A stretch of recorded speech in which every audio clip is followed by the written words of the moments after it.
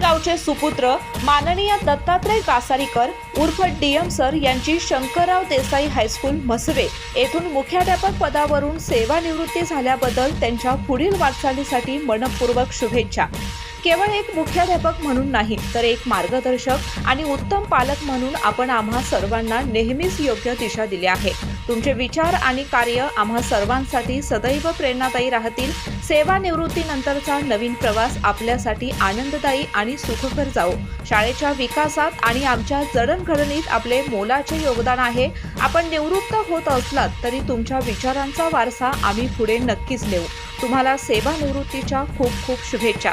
शुभेच्छुक समस्त कासारीकर व मित्र परिवार कासारी, तालुका कागल, जिल्हा कोल्हापूर।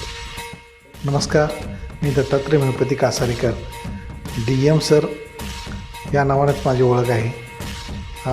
माझी साधारण 1991 साली पहिली शिक्षक म्हणून नियुक्ती झाली आणि त्यानंतर आज तागायत मी शंकरराव देसाई हायस्कूल या म्हसवे हायस्कूलमध्ये मुख्याध्यापक या पदावरती काम करत आहे। 99मध्ये जून 99मध्ये शंकरराव देसाई हायस्कूलमध्ये जॉईन झालो। ते आज तागायत गेली 27 वर्षे एकाच ठिकाणी मी काम करत होतो। साधारण 2021ला मला मुख्याध्यापक या पदाची संधी मिळाली। म्हणजे सगळे सिनियर तिथे सेवानिवृत्त झाले आणि मग मी सिनियर राहिलो। संस्थेनं कुठल्याही प्रकारचा पाठीवरचा मागचा पुढचा विचार न करता मला मुख्याध्यापकपदी नियुक्त केलं। मी अतिशय सक्षमपणे गेली 5 वर्षे मुख्याध्यापक या पदावरती काम पाहत आहे। शंकरराव देसाई हायस्कूलमध्ये काम करत असताना सुरुवातीचा काळ हा अतिशय कठीण होता। शिक्षक म्हणून काम करत असताना खूप जबाबदारीनं त्या ठिकाणी जावं लागत होतं। स्टडी करूनच मी जायचो, पण माझ्या अगोदरचे जे शिक्षक होते ते त्या शाळेचे रती महारथी होते। प्रत्येक शिक्षक हा आपापल्या क्षेत्रामध्ये एवढा प्रवीण होता की त्यांचं तास मी बघतच बसायचो आणि त्यानंतर मात्र मी त्यांचं अनुकरण करत राहिलो आणि माझ्यामधले काही गुण तिथल्या तज्ज्ञ शिक्षकांनी हेरले आणि त्यांनी हळूहळू मला स्टेजवर जाण्याची संधी उपलब्ध करून दिली। मी आलेला मौका सोडला नाही, चुकत का असेना पुढे गेलो आणि सुंदर प्रकारे तिथं स्टेजवरचं संपूर्ण जबाबदारी जी आहे ती माझ्याकडेच हळूहळू ती आली आणि अनाउन्सिंग असेल, कुठलाही कार्यक्रम हँडल करणं असेल, या सगळ्या गोष्टी मी जबाबदारीनं हळूहळू पार पाडायला लागलो आणि त्यामुळं एक माझ्याशिवाय तिथं तो भाग चालत नाही या प्रकारची उणीव शाळेला भासायला लागली आणि मलासुद्धा बरं वाटायला लागले की मी जर नसेल तर तो कार्यक्रम थांबतो आणि म्हणून मला ती संधी मिळाली, मी दवडली नाही। त्याचाच परिणाम म्हणून की काय की मला प्रत्येक गोष्टीमध्ये हळूहळू वेगवेगळ्या संस्थांच्या निवडणुका असतील तर त्या निवडणुकीमध्ये आलेल्यांचं स्वागत करणं, त्यांना शुभेच्छा देणं किंवा त्यांचा आभार मानणं यासारख्या गोष्टी मी हळूहळू करायला लागलो। त्यातूनच मला तालुका स्तरावरती भोर तालुका माध्यमिक उच्च माध्यमिक महाविद्यालयीन शिक्षक आणि शिक्षकेतरांची जी पतसंस्था आहे तिथं सुरुवातीला मला तज्ज्ञ संचालक म्हणून नेमून घेतलेलं होतं। नंतरच्या काळात माझी बिनविरोध निवड झाली, पण योगानं त्यावर्षी काय झालं की बिनविरोध शेवटच्या क्षणाला ती निवडणूक लागली आणि निवडूनही आलो आणि गेली आता 4 वर्ष मी त्या ठिकाणी एक संचालक म्हणून काम पाहत आहे।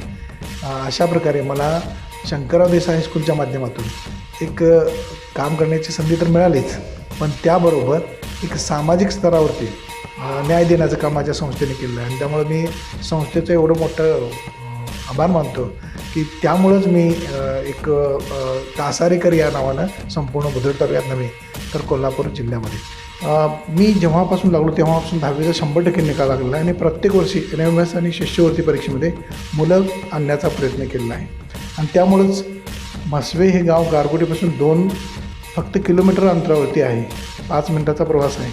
तरीसुद्धा साधारण 200 विद्यार्थी तिथं टिकवून ठेवण्याचं काम आम्ही अतिशय जिकरीनं केलेलं आहे। हीच माझ्या कामाची पोच आहे। मला वाटतं पाठीमागचा काळ जर बघितला तर मी ज्यावेळी नोकरीला लागायचं होतं त्यावेळी माझी परिस्थिती अतिशय गरिबीची होती। माझ्या वडिलांनी मला शिक्षण देत असताना ते मजुरीवर जायचे आणि मला काय वही पुस्तक किंवा एखादा ड्रेस घेऊन द्यायचे. कधी कधी सुट्टीच्या काळात मीही त्यांना मदत करायचो. जमल तसं काम करून मी शिक्षण घेतलं, बी एड झालो आणि बी एड झाल्याबरोबर पहिली अपॉइंटमेंट ही विनाअनुदानवरती गेलो. विनाअनुदानमध्ये सुद्धा एवढी स्पर्धा होती की माझ्याच वर्गातले 10 ते 15 विद्यार्थी माझ्या इंटरव्ह्यूला होते आणि मग कुणाच सिलेक्शन होते, माझं होते, तुझं होतं आहे. आणि योगानं मला एक तास घ्यायला लावला आणि कोण जाणे मी कसं शिकवलं मला माहीत नाही, मात्र माझी निवड झाली आणि मी खुश झालो. घरी आल्यानंतर वडिलांनी माझ्याकडे पाहिलं आणि वडिलांच्याकडे पाहिल्यानंतर माझ्या लक्षात आलं की त्याच्या डोळ्यात आनंद सुरू होते. मी भारावून गेलो. म्हटलं खऱ्या अर्थानं माझ्या जीवनाचं सार्थक झालेलं आहे.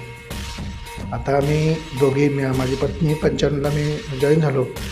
पत्नी ही जे सौ जेविलना हायस्कूलकडे शिक्षिका म्हणून काम पाहते आणि म्हणून माझ्या शाळेत असेल, माझी मिसेस असेल किंवा मी असेल, की ज्या ठिकाणी मुलं अतिशय गरीब आहेत, ज्यांची परिस्थिती हलाखीची आहे, अशा विद्यार्थ्यांची परीक्षा फी भरणं असेल, त्यांना ड्रेस घेऊन देणं असेल, वह्या घेऊन देणं असेल, यासारख्या गोष्टी आम्ही सातत्याने करत आलेलो आहे.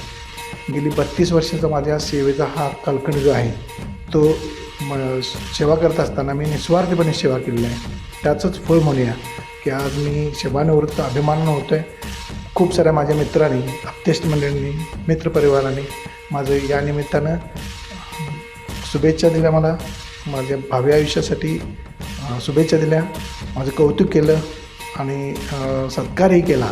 याबद्दल या सर्वांचं मी माझ्या परिवाराच्या मार्फत धन्यवाद व्यक्त करतो आणि